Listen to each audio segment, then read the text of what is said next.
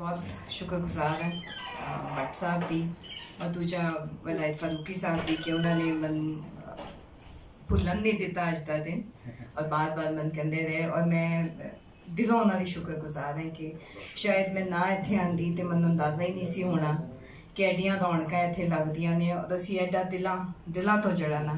अपने जान वालियां असी याद भी रखनी है और उन्होंने एक ट्रिब्यूट पेश करने हैं। मेरी जड़ी भी गलबात होएगी इतने माशाअल्लाह इन्ने के काबिल लोग मौजूद ने कि उन्होंने नाल ते मैं कभी अपने आप को कंपेयर ही नहीं कर सकती क्योंकि मेरी तो एक्सपर्टी एग्जैक्टली है नहीं हैगी लेकिन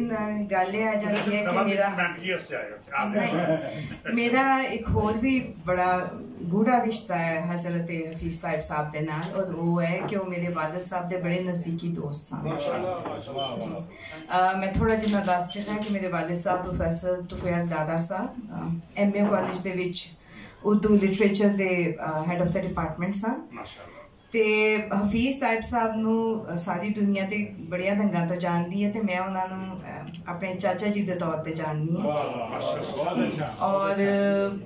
दो चार गल्लां ने जड़ियां कि मेरी याददाश्त महफूज ने और उहदे च सब तो पहली गल तो यह सी कि उन्हों का साढ़े घर अक्सर चक्कर लगता सी और ज़ाहिर वालिद साहब के दोस्त सन MA कॉलेज तो दोवां दा जिहड़ा सी ओरिएंटल कॉलेज भी तो उन्हों बड़ा साथ रहा और उसके अलावा मैं समझनी है कि वो दोनों एक चीज़ जड़ी सी जिनके वो बड़े शेयर करते सन और उन्होंने दोनों का सी इश्क मोहम्मद सल्लल्लाहु अलैहि वसल्लम क्योंकि यह एक ऐसा मुश्तरका पॉइंट सी जिसकी वजह नाल कि मैं अक्सर उन्होंने देखनी सा उदों तो शायद थोड़ियां गल्लां समझ आंदियां हुण वक्त के नाल सानूं भी कोई थोड़ी बहुत अकलां आंदियां जा रही तो मैं अंडरस्टैंड कर सकनी है कि जो इकट्ठे बहते सन तो की एक दूजे के नाल शेयर करते सन और मैं अक्सर उन्होंने दोनों उन्होंने अखां दे विचों मैं अथरू डिगते वेखे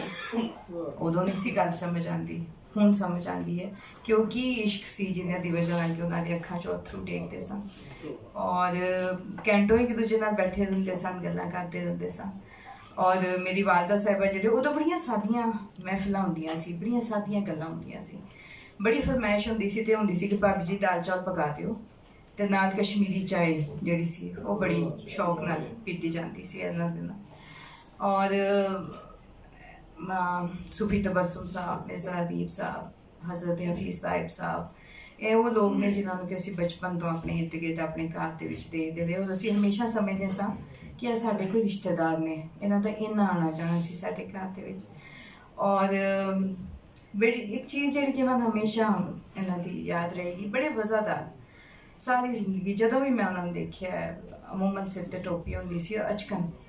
पा के और बड़े सलीके दे नाल बड़े तरीके दे नाल और उन्हों की एक जी मैं थोड़ी अंग्रेजी जी इस्तेमाल करने की इजाजत दे दो कि बॉडी लैंग्वेज जी होंदी सी ना वो एक कहते हैं ना कि खानदानी नजाबत शराफत एक वो चीज़ जी है ना वो झलकती सी जी कि हुण सानू बड़ी थोड़ी नज़र आती है सो मैं असा दराज तक साढ़े जिन्हों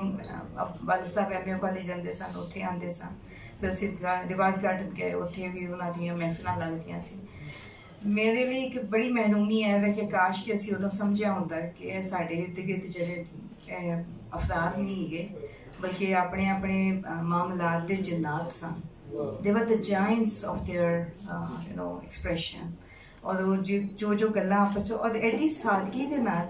एडियां वड्डियां गल्लां कर जाते सन कि असीं हाले भी जिहड़े हैरान हैं इत्थे गल हो रही है उन्होंने हज़रत हफीज़ साहिब की इश्क मोहम्मद की इत्थे गल हो रही है सल्लल्लाहु अलैहि वसल्लम असल गल हो रही है कि असी उन्होंने खूबसूरत नातां दी और जो मतलब मैं सुन के भी बहुत ही अच्छा लगा।